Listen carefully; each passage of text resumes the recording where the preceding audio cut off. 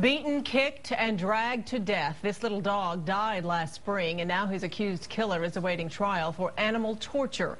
Cases of animal abuse happen every day in Texas, but only a few like that case make headlines. It's those thousands of cases that have some Texas lawmakers demanding a new solution, an animal abuse registry to let the public know who and where these criminals are.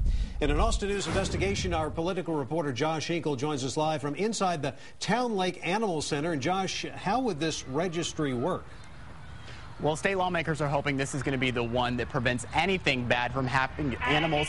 But first, I want to introduce you to someone down here. This is Sweet Pea, and she was actually abandoned by her owner and left to fend for herself. Now, Town Lake Animal Center workers say that a quarter of all the animals that come here are actually abandoned or neglected or, worst of all, abused. And this is despite Texas having some of the strictest animal abuse laws in the nation, but still lawmakers say that's not enough, and they fear what happens to the animal abusers once they go free. This dog was not just kicked, this dog was brutally beaten. 9 pounds and helpless. That little dog was the sweetest little dog. You'd pick it up and it just hugged up to you. The Pekingese you see in this March surveillance footage got away from the man supposed to be caring for it. That man is 56-year-old Barry Sandler, now charged with felony animal torture. Passerby knew him and said, something to the effect of, "You just killed that dog." And he said, "Yeah, I know." Court documents say Sandler beat, kicked, and stepped on the dog at his North Austin home. Then he tied ropes around the animal's body and dragged it to death. I'm sure this person has a lot of issues, but you don't take out your issues on a 9-pound dog. We called Sandler to ask why. After the tone. And left a message. This is Josh Hinkle from KXAN. We went to his house to talk to him. And when he showed up, he drove straight into the garage and refused to come to the door. Mr. Sandler! We don't know if Sandler has any pets. And if he moves, his new neighbors would have no idea of his past.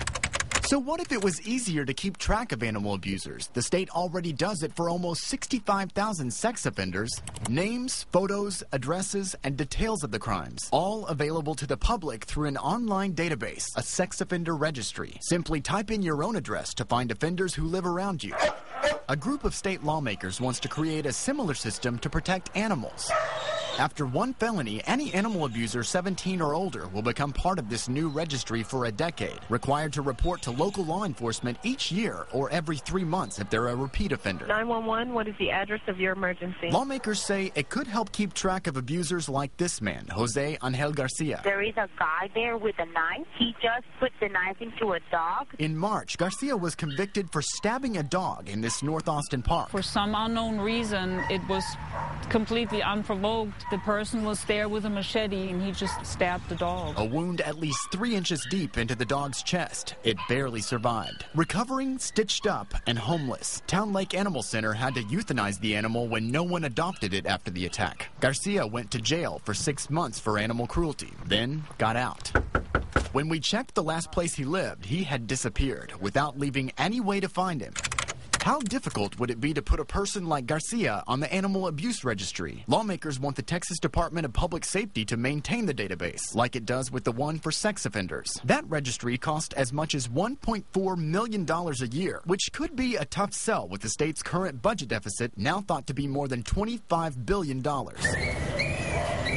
But knowing who's adopting an animal or even living next door to one could save lives. I get sad and then I get mad. Something Austin animal cruelty detectives say is definitely worth it. And it would be kind of nice for people to have public access and maybe, check that name and maybe see that this person has starved the dog to death before and then maybe decide, sorry, you can't get my puppy because, you have this history. 10-4-19, Barry Sandler. If convicted for animal torture for dragging that dog to death, Barry Sandler could go to prison for 10 years. And right now, there's nothing stopping him from being this close to an animal again.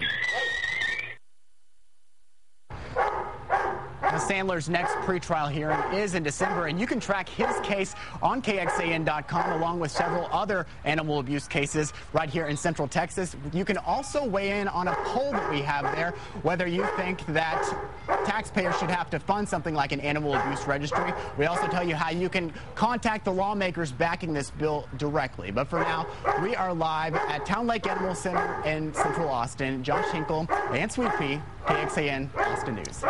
And tomorrow night here at 6, we dig into those cases this registry will not touch. They're the people responsible for the majority of the state's abused and neglected animals.